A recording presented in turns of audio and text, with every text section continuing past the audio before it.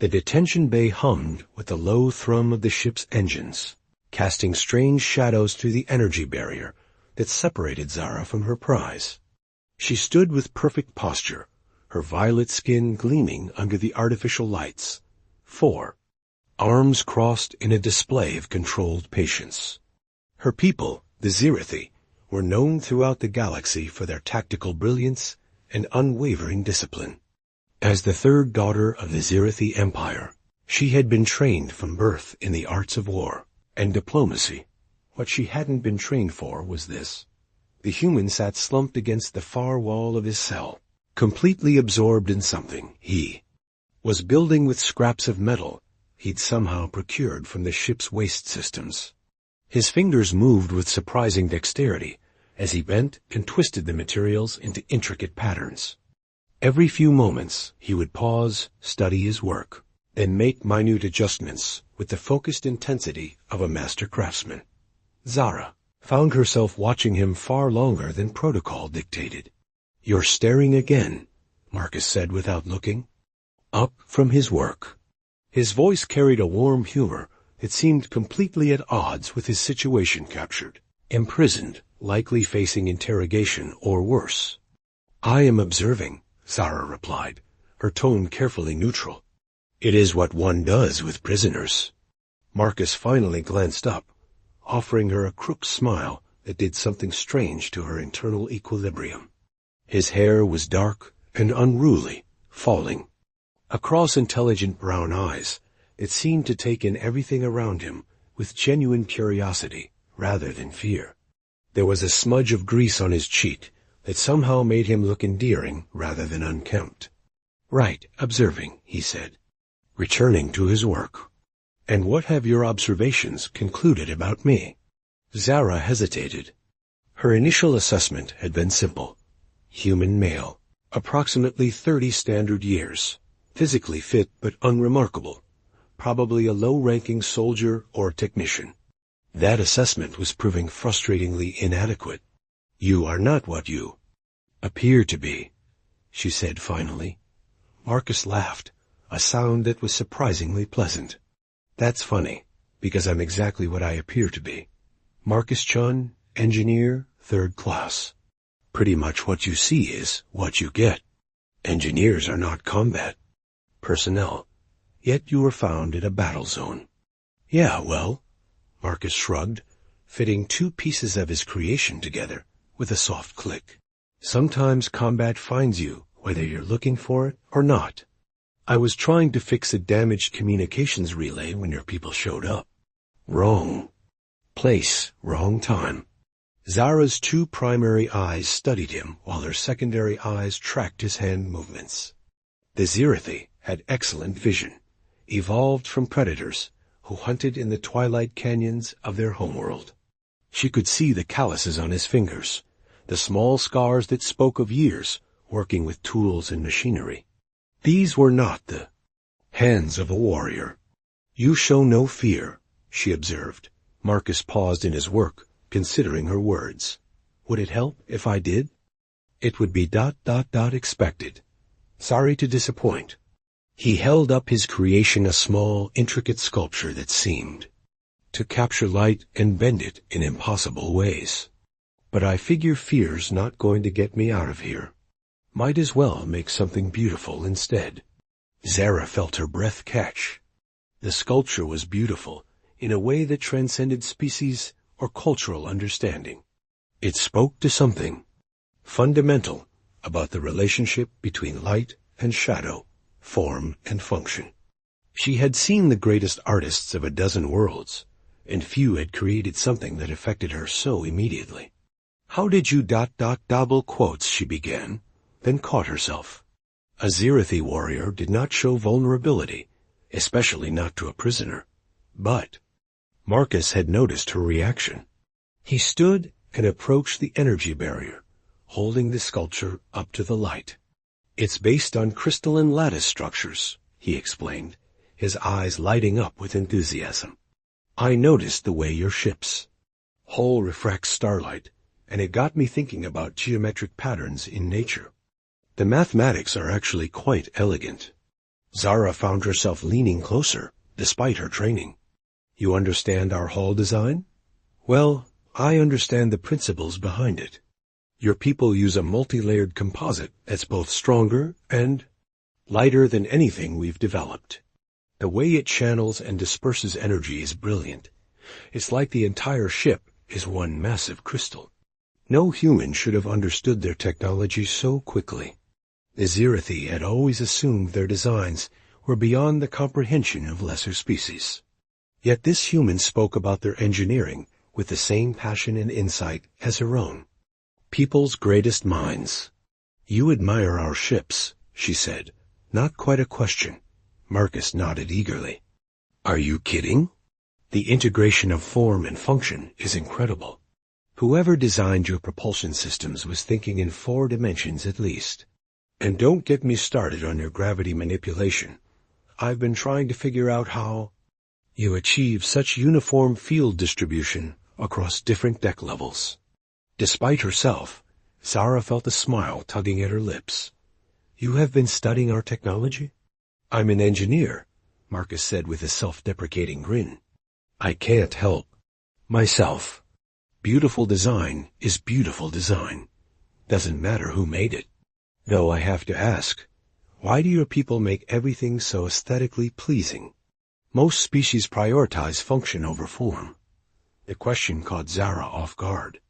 It wasn't something she had ever considered to her people. Beauty and function were inseparable concepts. Why would we create something ugly when we could create something beautiful? She replied. Marcus's smile widened. See, that's exactly what I mean. Your entire culture approaches problems differently. It's not just about solving the challenge. It's about solving it elegantly. They stood there for a moment, separated by the energy barrier, but connected by a shared appreciation for the art hidden within science. Zara felt something shifting inside her chest, a warmth that had nothing to do with the ship's environmental controls. I should not be speaking with you like this, she said quietly. Probably not, Marcus agreed, though he made no move to step away from the barrier. But I'm glad you are. Their eyes met, and Zara felt the careful walls of her training begin to crack. This human, this unexpected, brilliant, gentle human was becoming something dangerous to her equilibrium. Something that made her want to know more, to understand not just how his mind worked, but who he was, beneath the easy smiles and passionate explanations. The ship's communication system crackled to life, breaking the spell between them. Princess Zara to the command deck. Princess Zara to the command deck. Duty called, as it always did. But as Zara turned to leave, she found herself looking back at Marcus one more time. He was already returning to his work, but she caught the way his eyes lingered on her retreating form. Perhaps this capture would prove more complicated than she had anticipated. The medical bay aboard the Solthery research vessel was a study in controlled chaos. Bioluminescent panels cast an ethereal blue-green glow across walls lined with alien equipment, while the soft hum of healing chambers provided a constant backdrop to the work being done. Nyx moved through it all with fluid grace, her elongated limbs and translucent silver skin marking her as one of the Soltharia, species renowned throughout the galaxy for their medical expertise and deep connection to the healing arts. She paused before the occupied healing pod in the center of the room, studying the readouts with growing fascination. Inside, suspended in a cocoon of regenerative gel, floated a human male. His injuries had been severe when they'd found him. Drifting in an escape pod, internal bleeding, radiation exposure, multiple fractures. By all rights, he should have died long before their ship intercepted his distress signal. Yet here he was, not only surviving, but healing at a rate that defied her understanding of human physiology. Stubborn species, she murmured to herself, making notes on her data tablet with fingers that ended in delicate, light-conducting filaments. A soft groan from the pod made her look up. The human's eyes were fluttering open, a warm brown that seemed to hold depths she hadn't expected. He blinked slowly, trying to focus on her through the gel medium. Nyx activated the pod's communication system. "Can you hear me?" she asked in carefully modulated standard galactic. The human nodded weakly, then winced at the movement. When he spoke, his voice was hoarse, but carried an unusual quality, something that made her want to lean closer to catch every word. Alive?" he asked. "For now," Nyx replied, checking his vital signs, "though you certainly tried your best not to be. What is your designation?" "Dante," he said, a ghost of a smile playing at his lips despite his obvious discomfort. "Dante Reyes, and you're definitely not human." Nyx felt her bioluminescent patches flicker with mild amusement, an involuntary response among her people. Very observant. "I am Nyx, healing adept of the sulfury medical corps. You were found in a damaged escape pod, suffering from severe trauma." Auntie's eyes sharpened with concern. "The others my transport was attacked. There were 12 of us who made it to the escape pods. Did you find?" "You were alone," Nyx said gently, watching the hope fade from his expression. She had seen this reaction countless times, the moment when survivors realized they were the only ones who had made it. Usually it was followed by despair, guilt, sometimes a complete emotional shutdown. Dante closed his eyes for a long moment, and she saw his throat work as he swallowed hard. When he opened them again, there was pain there, but also something else, a quiet acceptance that spoke of inner strength.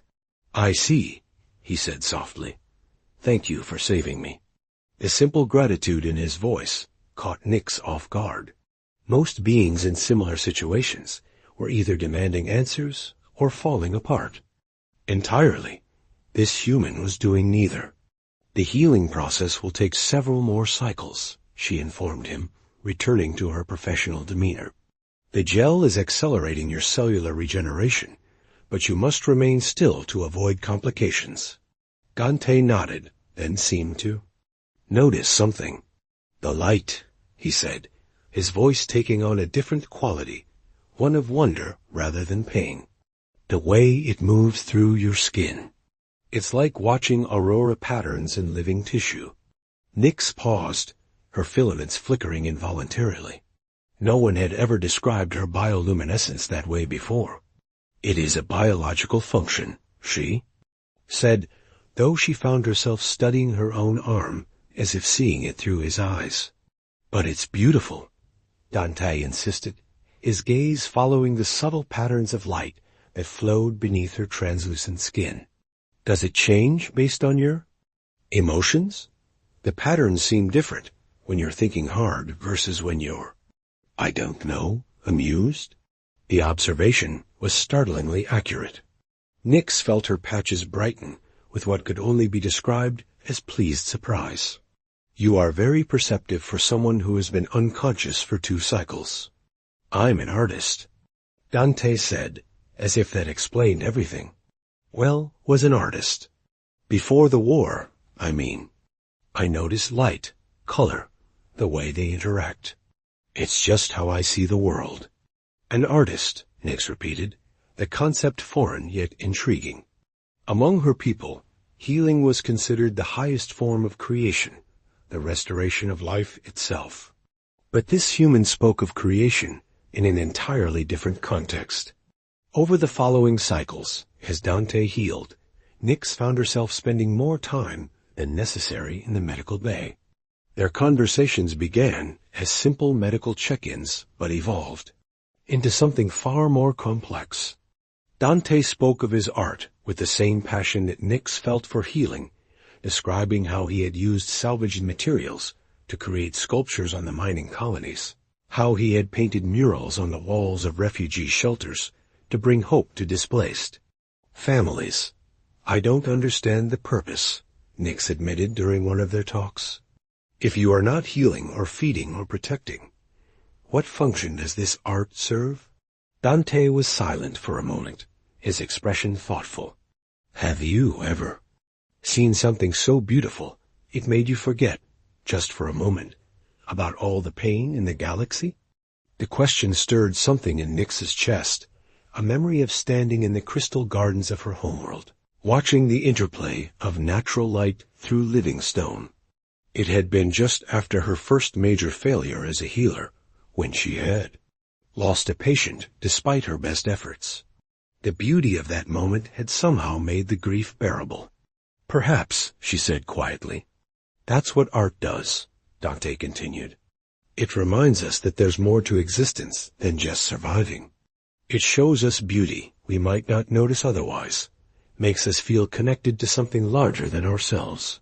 Nyx found herself studying his face as he spoke, noting the way. His eyes lit up with an inner fire when he discussed his passion. There was something magnetic about that enthusiasm, something that drew her in despite her training to maintain clinical detachment. "Your healing gift," Dante said suddenly, breaking her concentration. "Is it just medical, or is it more than that? When you work, there's something, I don't know how to describe it. Like you're not just fixing what's broken, but making it better than it was before." The insight took her breath away. Among her people, healing was indeed considered an art form, but she had never tried to explain that concept to an outsider. Yet somehow, this human had intuited the truth of it. Healing is about more than simply repairing damage, she found herself saying. True healing restores balance, harmony. It addresses not just the physical trauma, but the spiritual disruption that accompanies it. Dante's smile was radiant. "See? You're an artist too. You just use living tissue instead of paint or stone." The parallel had never occurred to her, but now that he had voiced it, she could see the truth in his words. They were both creators in their own way, both dedicated to bringing something beautiful into existence.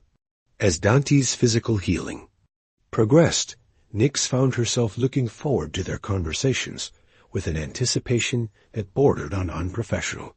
He told her about the worlds he had seen, the people he had met, the small moments of beauty he had discovered even in the darkest circumstances of the ongoing conflict.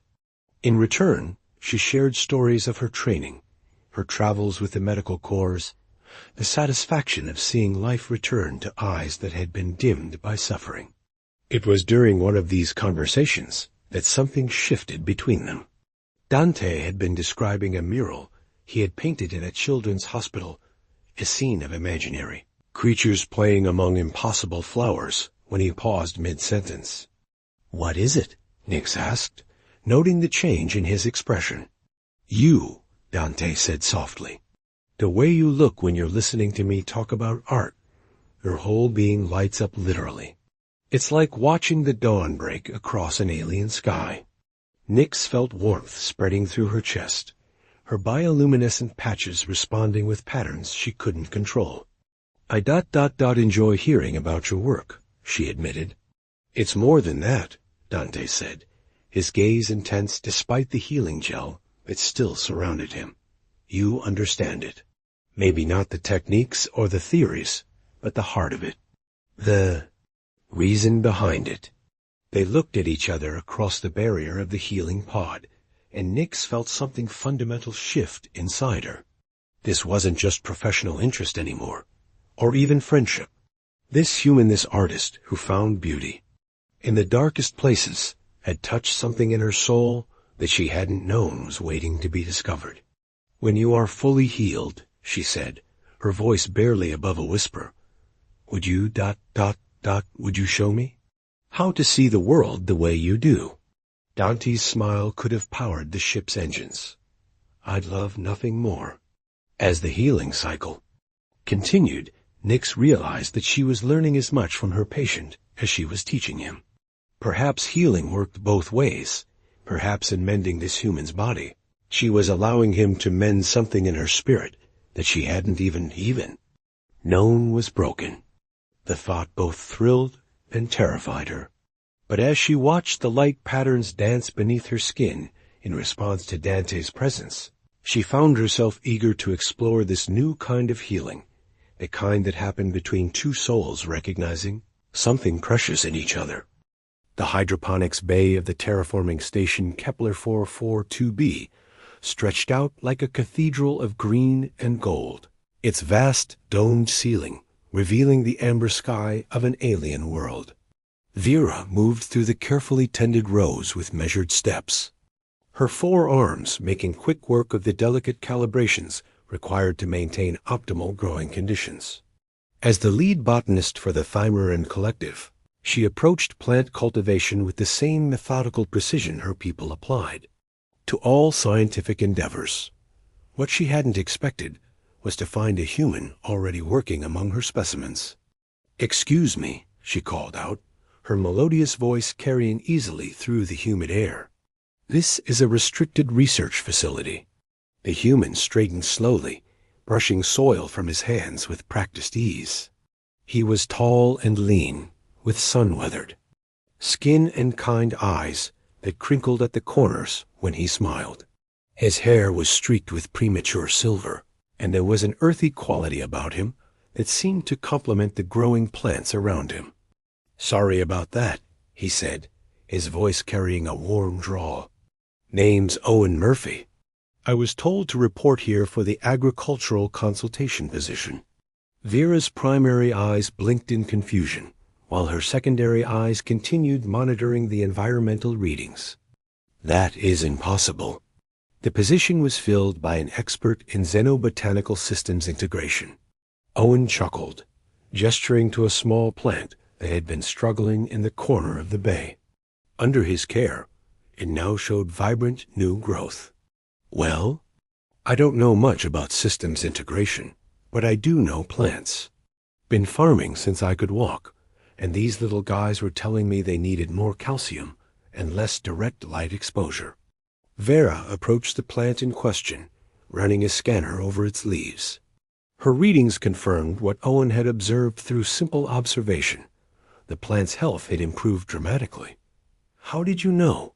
she asked, genuinely puzzled. "You. Listen to them," Owen said simply, kneeling beside another row of seedlings.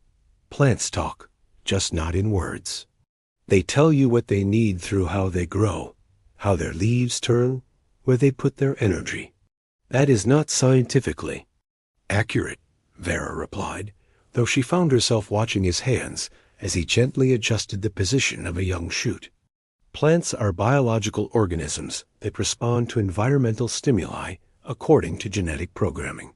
Owen looked up at her with those kind eyes, and she felt something flutter in her chest. "Ma'am, with respect, you can call it whatever you like, but every farmer knows that growing things is about more than just following a manual." Vera studied him more carefully. He was clearly human, but his understanding of plant behavior seemed to transcend the typical limitations of his species. The Thymerans had been studying botany for millennia, yet this human had accomplished in minutes what her complex monitoring systems took hours to determine. "You are not what I expected from a human consultant," she admitted. "Yeah, I get that a lot," Owen said with another warm smile. "I'm probably not what your people had in mind when they requested help with the terraforming project. But sometimes the best solutions come from the simplest approaches." Over the following days, Vera found herself working alongside Owen more than she had initially intended. Her scientific methods were precise and thorough, but his intuitive understanding of plant needs created results that her calculations couldn't explain.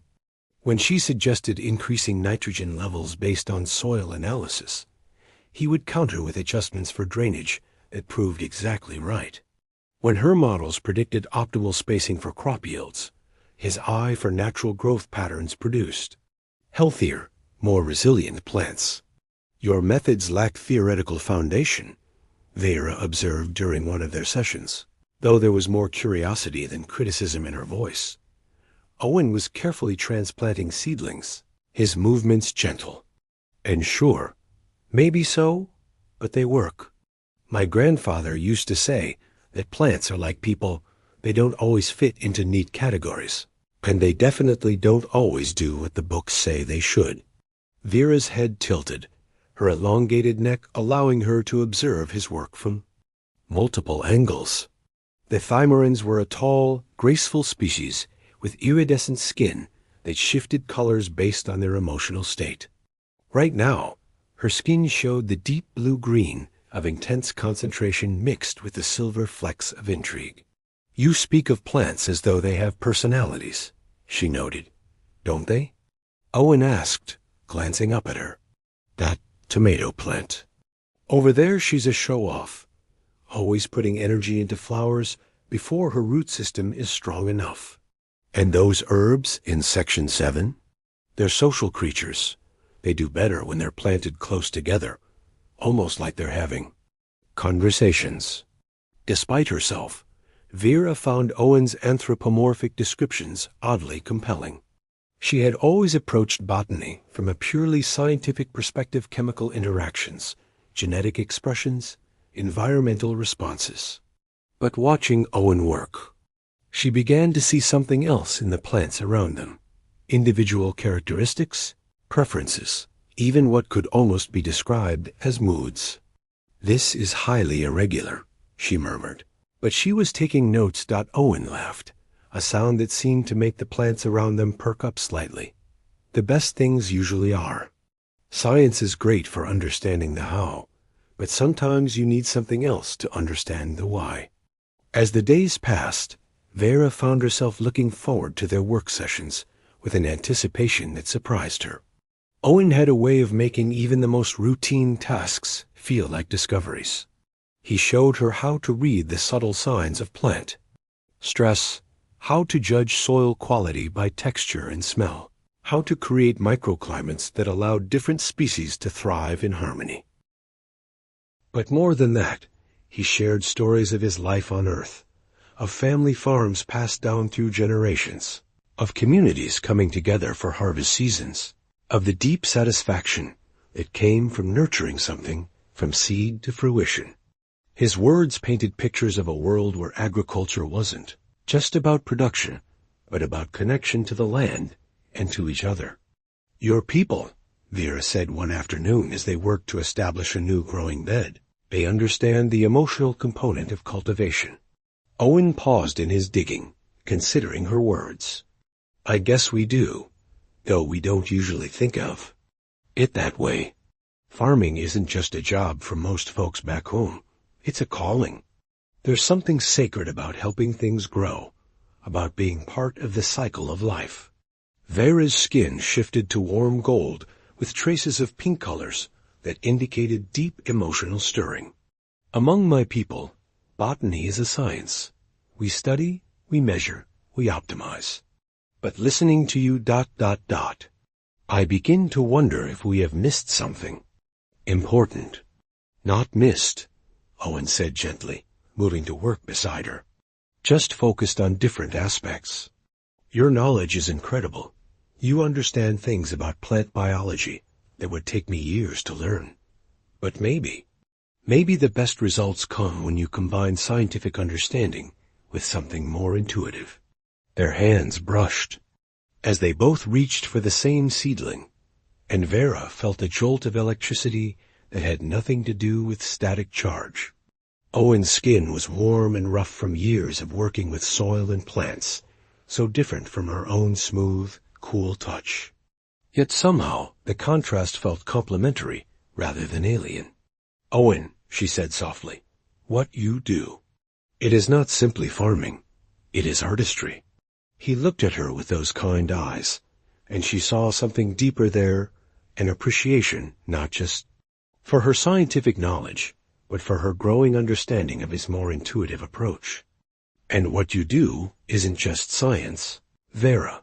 The way you can predict how different species will interact, how you can design entire ecosystems, that takes vision, imagination. That's artistry, too." They worked in comfortable silence for a while, their different approaches creating a harmony that produced remarkable results. The plants around them seemed to respond to their collaboration, growing more vibrant and healthy than either of them had achieved working alone. As the sun began to set through the dome's transparent aluminum, casting the garden in shades of Amber and Rose. Owen straightened and wiped his hands on a cloth.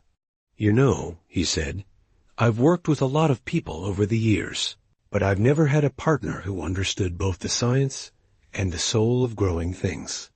Vera felt her, skin flush with warm colors gold and pink and soft lavender. "Partner?" she asked, the word carrying more weight than simple professional collaboration. Owen's smile was gentle and sure. "If you'll have me, I think we make a pretty good team." Looking around at the garden they had created together, a perfect blend of scientific precision and intuitive care, Vera could see the truth of his words. More than that, she could feel it in the way her heart had learned to synchronize with the rhythms of this human who saw magic in simple soil and seeds. "Yes," she said, her voice soft but certain. "I believe we do." As they walked through their garden one last time before returning to their quarters, Vera realized that Owen had taught her more than just new cultivation techniques. He had shown her that the most beautiful things in the universe often grew not from rigid adherence to formulas, but from the careful tending of possibilities, with both knowledge and love in the gentle twilight of an alien world, surrounded by the fruits of their combined labor. Vera understood that some bonds, like the strongest plants, grew not from identical soil, but from the perfect complementary nutrients each partner brought to create something neither could have achieved. Alone, their love, like their garden, would flourish not despite their differences, but because of them.